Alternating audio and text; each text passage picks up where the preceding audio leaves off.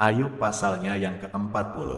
Maka dari dalam badai Tuhan menjawab Ayub, "Bersiaplah engkau sebagai laki-laki, aku akan menanyai engkau, dan engkau memberitahu aku.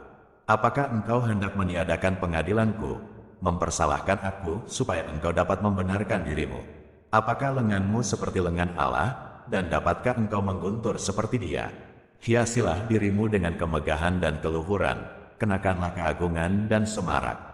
Luapkanlah marahmu yang bergelora. Amat-amatilah setiap orang yang congkak dan rendahkanlah dia. Amat-amatilah setiap orang yang congkak, tundukkanlah dia, dan hancurkanlah orang-orang fasik di tempatnya. Pendamlah mereka bersama-sama dalam debu, kurunglah mereka di tempat yang tersembunyi. Maka aku pun akan memuji engkau, karena tangan kananmu memberi engkau kemenangan. Perhatikanlah kuda Nil, yang telah kubuat seperti juga engkau. Ia makan rumput seperti lembu. Perhatikanlah tenaga di pinggangnya, kekuatan pada urat-urat perutnya. Ia meregangkan ekornya seperti pohon aras, otot-otot pahanya berjalin-jalinan. Tulang-tulangnya seperti pembuluh tembaga, kerangkanya seperti batang besi.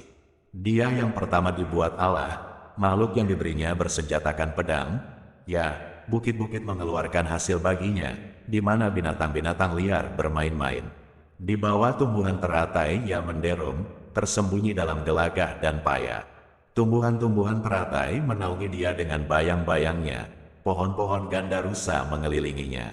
Sesungguhnya, biarpun sungai sangat kuat arusnya, ia tidak gentar, ia tetap tenang, biarpun sungai Yordan meluap melanda mulutnya.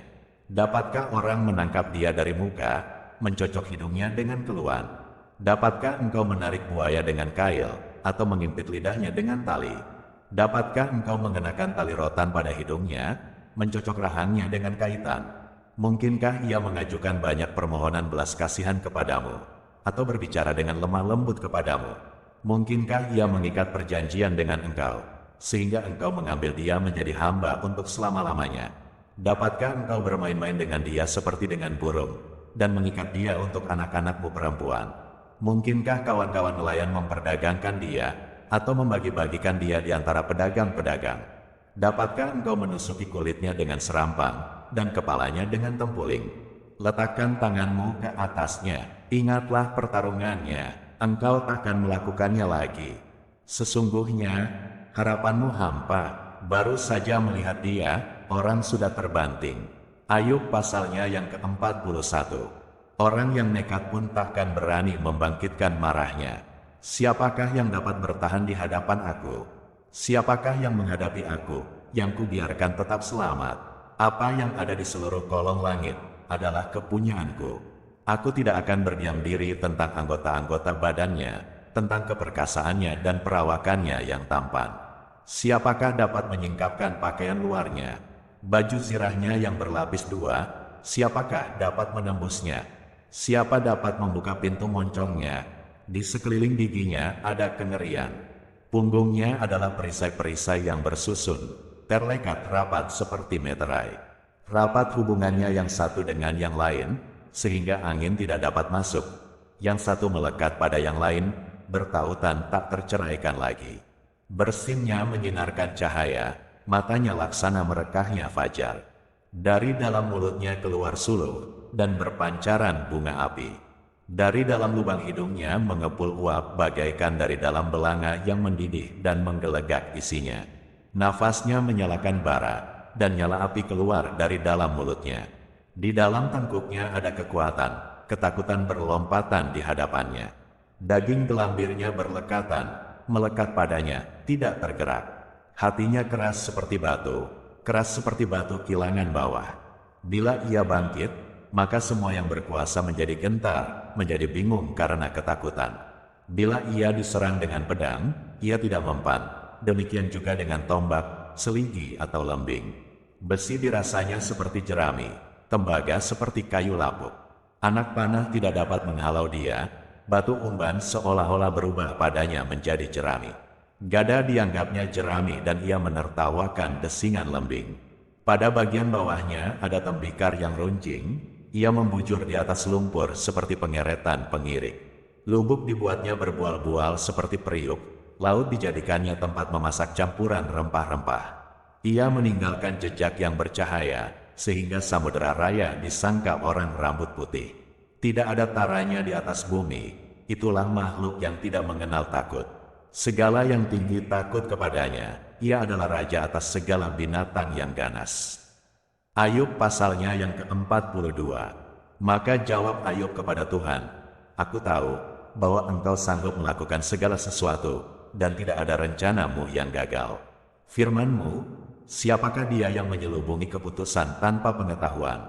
Itulah sebabnya, tanpa pengertian aku telah bercerita tentang hal-hal yang sangat ajaib bagiku dan yang tidak kuketahui. Firman-Mu, dengarlah, maka akulah yang akan berfirman, aku akan menanyai Engkau, supaya Engkau memberitahu aku. Hanya dari kata orang saja aku mendengar tentang Engkau, tetapi sekarang mataku sendiri memandang Engkau. Oleh sebab itu aku mencabut perkataanku, dan dengan menyesal aku duduk dalam debu dan abu." Setelah Tuhan mengucapkan firman itu kepada Ayub, maka firman Tuhan kepada Elifas, orang teman, "Murkaku menyala terhadap engkau dan terhadap kedua sahabatmu, karena kamu tidak berkata benar tentang aku seperti hambaku Ayub. Oleh sebab itu, ambillah 7 ekor lembu jantan dan 7 ekor domba jantan dan pergilah kepada hambaku Ayub.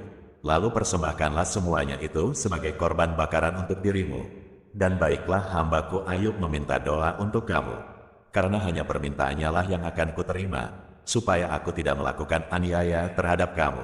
Sebab kamu tidak berkata benar tentang aku seperti hambaku Ayub." Maka pergilah Elifas, orang teman, Bildad, orang Suah, dan Zofar, orang Nama, lalu mereka melakukan seperti apa yang difirmankan Tuhan kepada mereka. Dan Tuhan menerima permintaan Ayub. Lalu Tuhan memulihkan keadaan Ayub, setelah ia meminta doa untuk sahabat-sahabatnya, dan Tuhan memberikan kepada Ayub 2 kali lipat dari segala kepunyaannya dahulu. Kemudian datanglah kepadanya semua saudaranya laki-laki dan perempuan dan semua kenalannya yang lama, dan makan bersama-sama dengan dia di rumahnya. Mereka menyatakan turut berduka cita dan menghibur dia oleh karena segala malapetaka yang telah ditimpakan Tuhan kepadanya. Dan mereka masing-masing memberi dia uang 1 kesita dan sebuah cincin emas. Tuhan memberkati Ayub dalam hidupnya yang selanjutnya lebih daripada dalam hidupnya yang dahulu. Ia mendapat 14.000 ekor kambing domba, dan 6.000 unta, 1.000 pasang lembu, dan 1.000 ekor keledai betina. Ia juga mendapat 7 orang anak laki-laki dan 3 orang anak perempuan, dan anak perempuan yang pertama diberinya nama Yemima, yang kedua Kejia, dan yang ketiga Kerenhabuh. Di seluruh negeri tidak terdapat perempuan yang secantik anak-anak Ayub, dan mereka diberi ayahnya milik pusaka di tengah-tengah saudara-saudaranya laki-laki. Sesudah itu Ayub masih hidup 140 tahun lamanya. Ia melihat anak-anaknya dan cucu-cucunya sampai keturunan yang keempat. Maka matilah Ayub, tua dan lanjut umur.